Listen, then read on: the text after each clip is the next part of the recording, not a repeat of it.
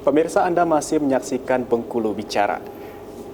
81 tahun sudah Indonesia merdeka dan perjuangan itu masih berlanjut. Lalu apa harapan ke depannya untuk Indonesia? Saya ingin ke Ibu Helen terlebih dahulu. Ibu, bagaimana PGRI maupun guru untuk meningkatkan Bhinneka Tunggal Ika di tengah digitalisasi dan maraknya hoax saat ini? Baik, tentunya PGRI sebagai organisasi profesi guru terbesar di Indonesia, bagaimanapun tetap solid untuk bekerja sama dengan pemerintah dalam bidang pendidikan. Kemudian kami juga akan benar-benar serius untuk bagaimana sih menanamkan nilai-nilai karakter di tengah berjibakunya dengan dunia digitalisasi ini, dan tentunya ini bukan merupakan sebuah hambatan bagi kami sebagai garda terdepan di dunia pendidikan, dan ini merupakan tantangan terbesar bagi kami, dan kami berharap generasi kita akan siap menghadapi generasi emas di 2045 dengan pendidik yang unggul dan siap untuk menciptakan generasi-generasi yang hebat, dan tentunya ini akan berjalan dengan baik apabila semua stakeholder di dalam dunia pendidikan ataupun di luarnya itu bekerja sama dengan baik. Dan kami juga berharap peran orang tua itu terus tidak lelah untuk mengingatkan kepada anak-anak di rumah bahwa di sekolah memang kami sebagai orang tua dan pendidik, namun di rumah itu adalah tanggung jawab orang tua.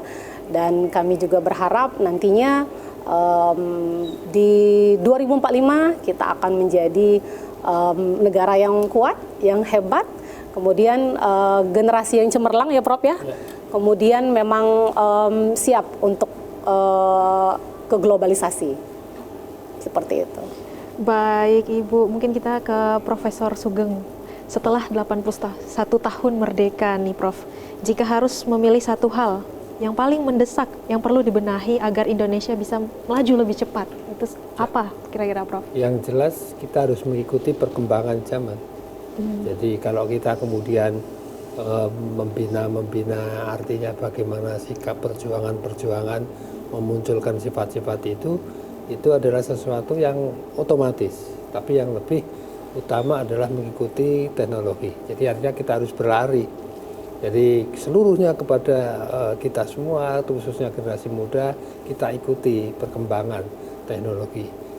Digitalisasi harus kita ikuti, AI kita ikuti, termasuk kepada guru, kepada dosen, kita harus lebih belajar banyak apa sesungguhnya AI, sehingga ketika muridnya, mahasiswanya belajar itu, kita bisa selangkah lebih dulu. Dan masalah moral, malah semangat dan sebagainya sudah harus otomatis. Artinya itu ada sesuatu yang wajib, tetapi yang ini untuk mengikuti perkembangan zaman itu yang harus kita ikuti juga. Yang lain itu kan pokoknya. Jadi sandang, pangan, papan itu wajib. Tapi bagaimana pendidikan, bagaimana kesehatan, bagaimana olahraga, bagaimana rekreasi, itulah yang harus kita kembangkan. Mungkin itu. Baik, berarti kita harus mengikuti ya Prof ya. Bagaimana perkembangan teknologi di dunia ini yang melaju dengan pesat, kita juga harus cepat dan gercep. Mungkin untuk Pak Iyut Pak, setelah membahas tantangan informasi digital, apa sih satu kebiasaan yang menurut Mavindo nih harus dimulai masyarakat agar ruang digital kita jadi lebih sehat? Ya, tadi ya, seperti yang saya sampaikan bahwa para pahlawan kita sudah berhasil melawan adu domba penjajah gitu ya.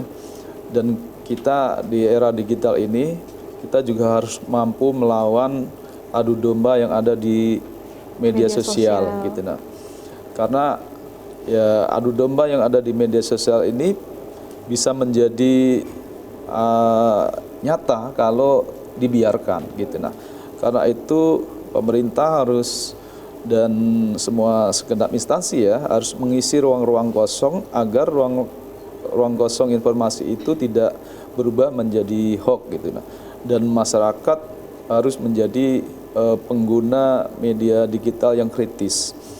Jangan menyerahkan pemikirannya pada algoritma, karena algoritma itu kan hanya memberi satu arah saja. Dan pengguna media digital harus terbiasa menerima perbedaan-perbedaan itu. Dan perbedaan-perbedaan itu adalah anugerah yang yang selama ini kita jalani sebagai bangsa Indonesia, karena para pahlawan kita mendirikan bangsa ini juga berdasarkan adanya perbedaan-perbedaan itu.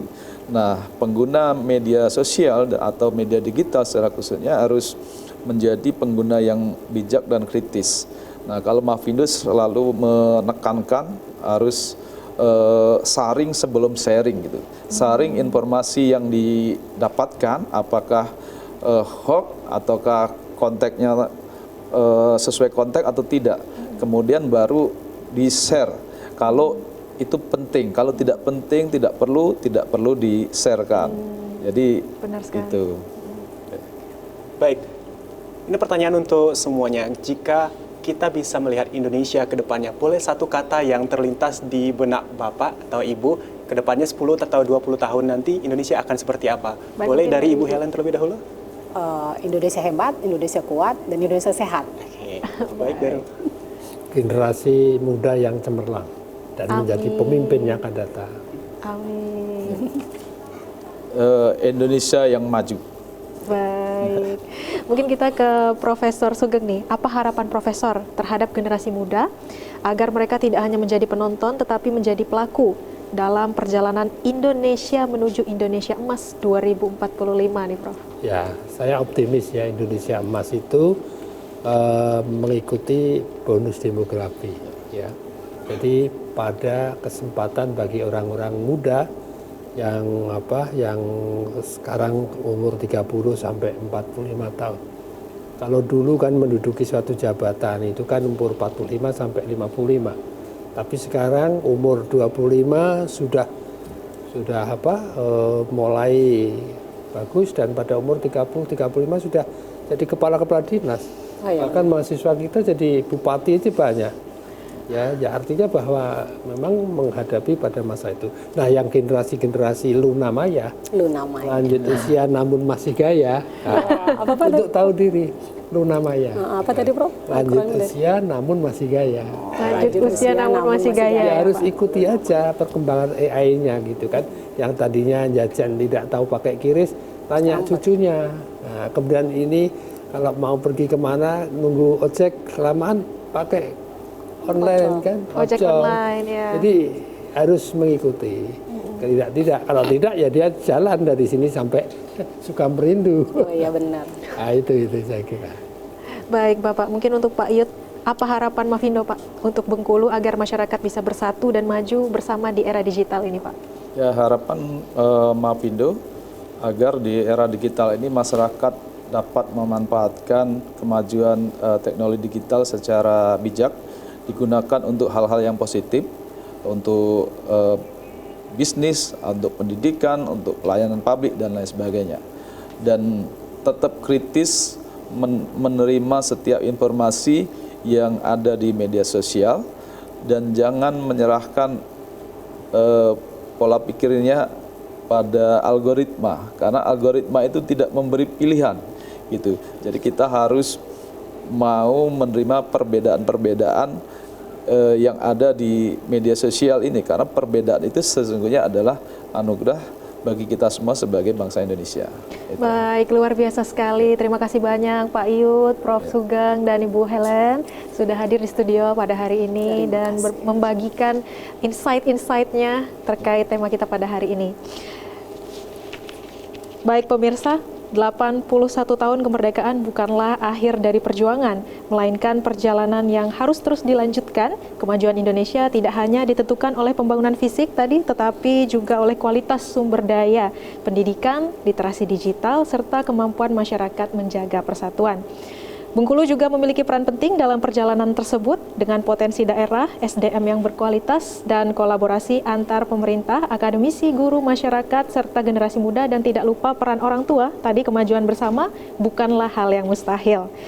Tantangan boleh berubah, teknologi boleh berkembang, namun semangat persatuan gotong royong dan kecintaan terhadap Indonesia harus tetap menjadi kekuatan kita. Akhir kata, saya Rurun Afia. Dan saya Al Sidrotul, mewakili kerabat kerja yang bertugas, kami mengucapkan Dirgahayu Republik Indonesia ke-81. Selamat sore pemirsa, sampai jumpa di Bengkulu Bicara berikutnya. Assalamualaikum warahmatullahi wabarakatuh. Waalaikumsalam warahmatullahi wabarakatuh. Merdeka.